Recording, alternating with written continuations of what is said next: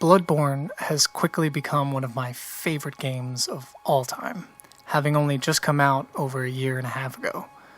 I've played through the entire story almost 6 times now, and it always keeps me wanting to come back for more.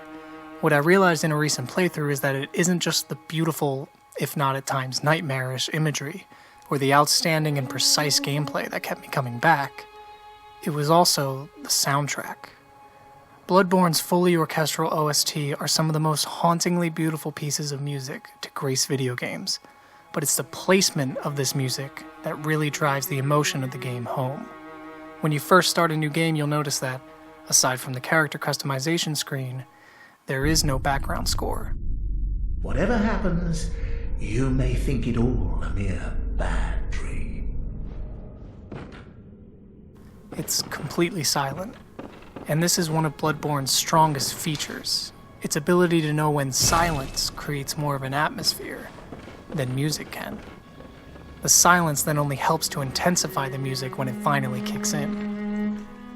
The composers, Ryan Amon, Yuka Kitamura, and Tsukasa Saito, just to name a few, studied the atmosphere, backstory, and imagery of the game in depth to make sure the music seamlessly fit into the world, and it shows. We drew on the keywords of mortal struggle and horror, which were determined at the beginning of development, Saito says in an interview with PlayStation. In order to express the early modern Victorian setting, we decided to rule out organs, woodwind instruments, and certain brass instruments such as trumpets, and so on. Rather than something grandiose, we aimed for a black and withered atmosphere. The composers wanted their music to emulate the feeling of isolation felt throughout the game. Bloodborne is notoriously difficult, and the game itself doesn't lend much of a helping hand. I think the composers helped actualize that feeling when you first put in the game, and you're met with the creators' and designers' logos, along with absolute silence. They're not here to help you. When you reach the title screen, the night unfurls begins. You're given a very slow crescendo behind a single female's vocals, the isolation mentioned before. The orchestra rises until it eventually overwhelms the vocals and becomes the main component of the mix, symbolizing the world closing in on you, trying to take over, much like the game itself. The composers have prepared you for the experience before even pressing start.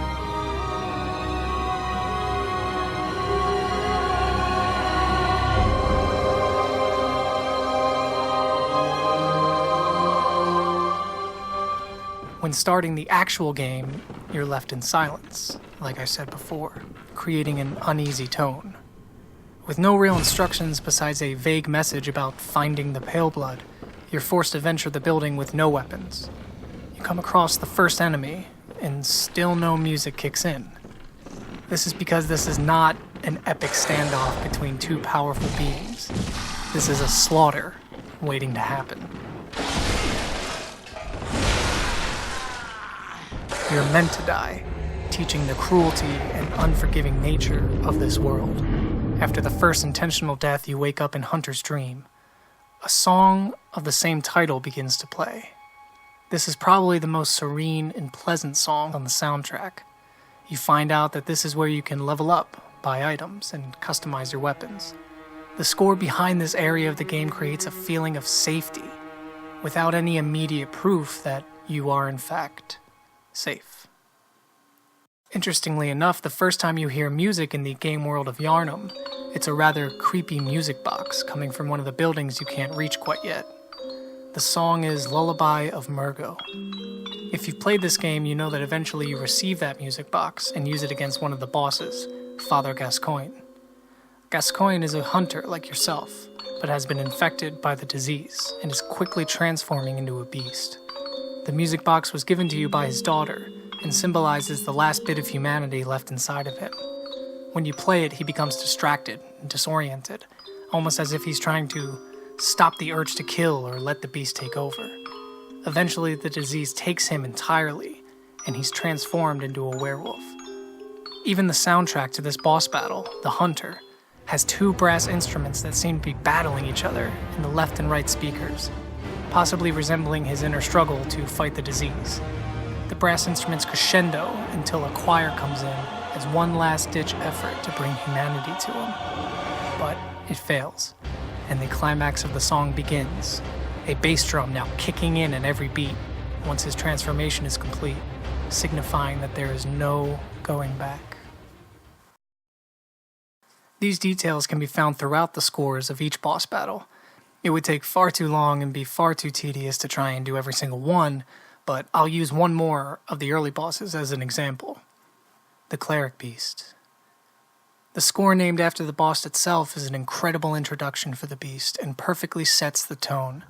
As you walk towards the door at the end of the bridge, you begin to hear what sounds like some kind of creature groaning, and orchestral instruments begin to swell up. Again, this is after almost an hour or more of gameplay, without a background score in Yharnam. With just that in mind, you know something big must be about to happen. When the beast finally reveals itself, it towers over you as a church choir abruptly begins to sing, which not only helps the setting of a Gothic Victorian era, but actually flows with the character of the Cleric Beast. Cleric itself means a priest or a religious leader, making the church choir quite fitting. In fact, the rough English translation for the Latin lyrics are, "This cobweb of sick blood, our honor is to protect the holy blood, the defenders." It's believed the Cleric Beast was once a religious leader, even a hunter, whose mission was to cleanse Yharnam of this diseased blood, only to be infected and become one of the things he despised most, let alone one of the strongest and quickest. So this video may seem silly and unimportant, but I think most people have lost the love and respect for a game, or even a film's scoring. And because of this reason, a lot of directors and game designers opt out of an original soundtrack. They just purchase the rights to the most popular songs that kind of go with it, and then send it out. But there's an art to combining imagery and sound that I'm glad hasn't been lost in recent games like Bloodborne. I may be wrong, but there's definitely a reason this game has a strong 92 out of 100 on Metacritic. I sometimes find myself listening to the soundtrack on my phone or here on YouTube and having flashbacks of each battle I encountered, being transported back into the world of Bloodborne, and finding beauty in isolation.